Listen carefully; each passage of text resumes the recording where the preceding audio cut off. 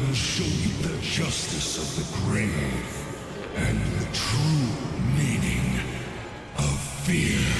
Enough talk! Let it be finished!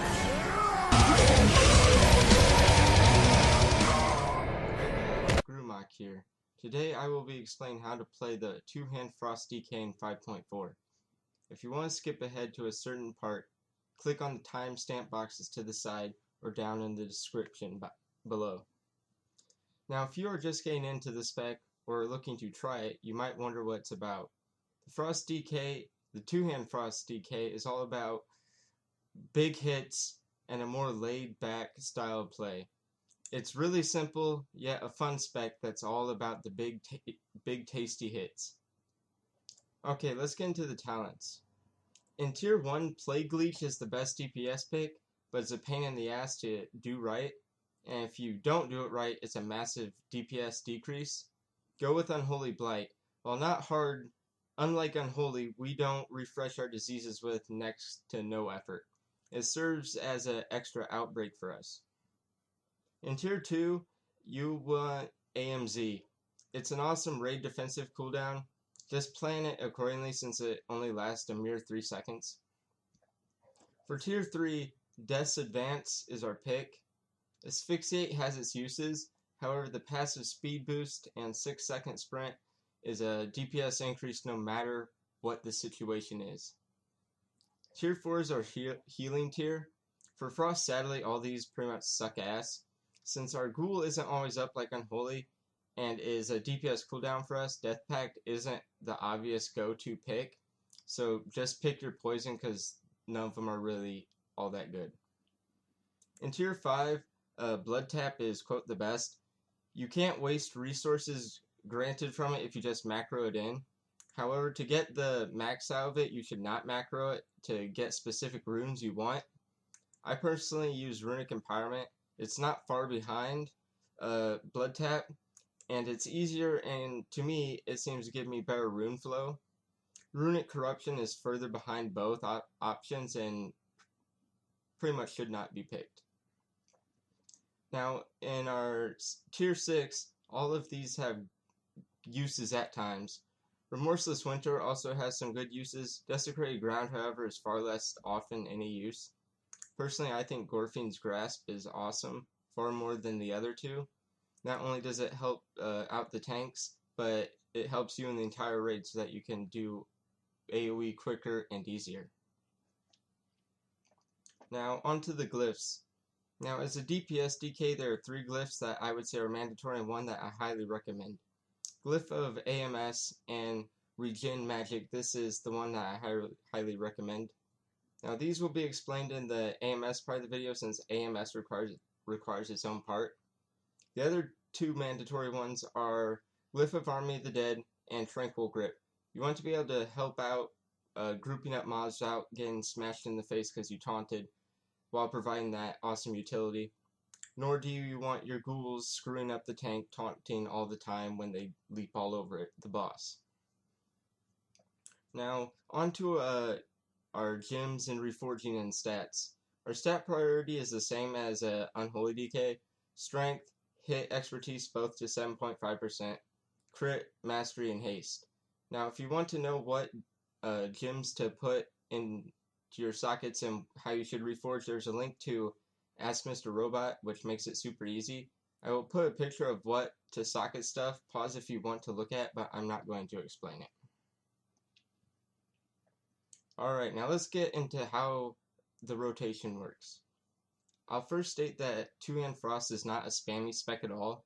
Playing that way is what causes many to find Frost either unfluid, boring, and completely ruins any fun in the spec. We don't have a lot of buttons, but when we do hit something, most often it's going to hit like a freight train.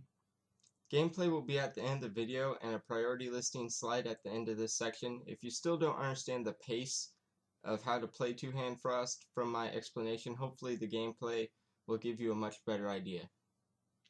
Also, I want to hammer home something many don't seem to quite get about our rune system. A rune pair will not have the second rune begin its cooldown until the first rune in the pair is off cooldown. So say if both frost runes are used Until Rune A is available, Rune B won't even begin to start its cooldown timer. This means we have some time to sit back on our rune-consuming attacks. Unless both runes are off cooldown, any time you spend not using abilities to consume them is not wasted resources. Let's state the very core spells we use. Our core priority uses 7 spells: Obliterate, Frost Strike, Howling Blast, Plague Strike, Outbreak / Unholy Blight, Soul Reaper, and Horn of Winter. Let's start with our procs and how to deal with our runic power, since these are the areas key to reducing the downtime Frost can have.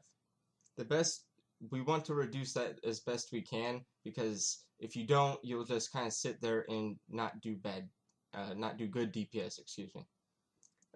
Obliterate can give us Rhyme procs that give us a free Howling Blast. Now it has a good proc rate, so if you run in and spam your Blitz, you waste potential Rhyme procs. As I said before, runes regen in pairs. This lets us kind of sit back a bit and gives us some time between our attacks. Since the resources aren't going anywhere, so use a Blit and give it a second, maybe slam that mofo with a Frost Strike, then a Blit again so you don't waste procs that you potentially could get. Now, Killing Machine is our other proc. It ensures our next Obliterate or Frost Strike will crit. Now, for Frost, you want to spend as many, two-hand Frost, as many of these as possible on a Blitz since it hits harder. Written guides may say to always use Killing Machine procs on a Blit. Do not do this. If someone tells you to, backhand the ass clown. Killing Machine procs so often, and can even proc while you just hit a Frost Strike, and it will be used up on that Frost Strike that you just hit. It procs so often that over a fight, waiting to use it on a Blit will make you lose out on tons of potential procs that you could use, and thus you lose a lot of DPS. If a Blit is up, make sure to use it on a Killing Machine proc. If it isn't, don't sweat it and just use it on a Frost Strike so that you don't waste any potential procs. Now, as Frost, this is likely one of the best ways that helps greatly lessen the downtime. This is my Weakaura setup. This 1 appears when I have 60 runic power for, quote, 1 Frost Strike. The 2 appears at 80 runic power so that I know I can use, quote, 2 Frost Strikes. This green aura lets me know that I'm at 90 runic power, so that I don't cap. This ensures I always have at least 40 runic power, which is equivalent to 2 Frost Strikes in reserve. So that if I'm out of runes, I have something, some backup to have an ability to use to get the procs rolling and keep the priority flowing, excuse me. This also ties into our cooldown Pillar of Frost, which I will address in the cooldown part of the video. Also be sure to track Horn of Winter to use for runic power, since it can also really help get your priority flowing again, because you can use like a Frost Strike or something, maybe get a proc. Now, like any DK, we want to keep our diseases up at all times. Using Outbreak and Unholy Blight as much as possible, since they don't use any resources to apply them. But if neither are up, refresh Blood Plague via Plague Strike and Frost Fever via Howling Blast. But most of the time, Frost Fever doesn't need refresh because you use Howling Blast a lot on procs and whatnot. Now, our execute is Soul Reaper, which we'll only use at less than 35% or less. Now, Soul Reaper does not hit instantly.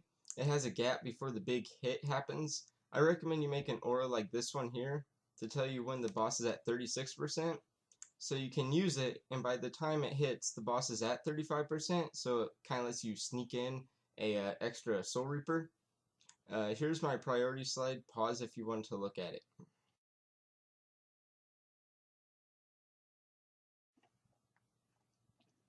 Now on to AoE.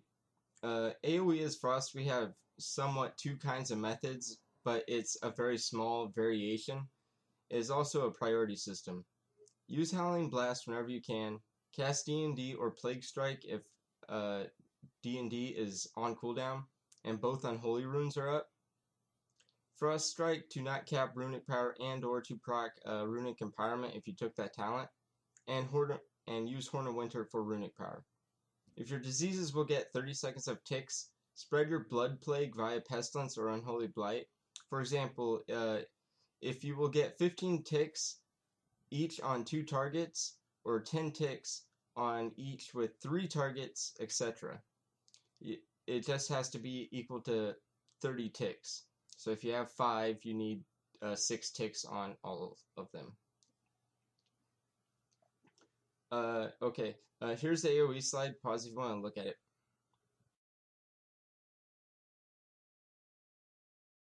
Now on to cooldowns. For Frost we have 4 straight up DPS cooldowns: Pillar of Frost, Raise Dead, Empower Rune Weapon, and Army of the Dead. Pillar of Frost is on a 1-minute cooldown, so it's used a lot, obviously.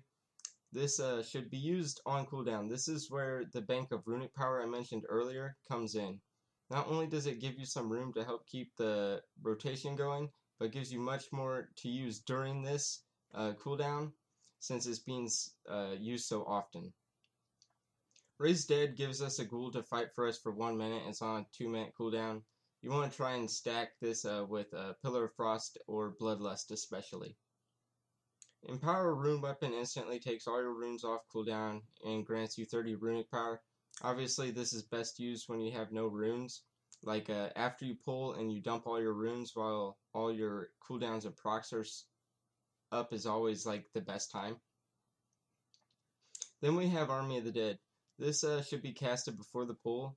Ideally you want a 10-second raid timer to cast, and the last 5 seconds of it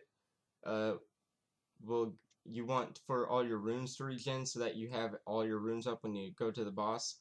If a tank just pulls the boss without a timer, the start is still the best time to cast it. And for the love of Thrall's Balls, make sure you have that glyph so the ghouls don't taunt the boss.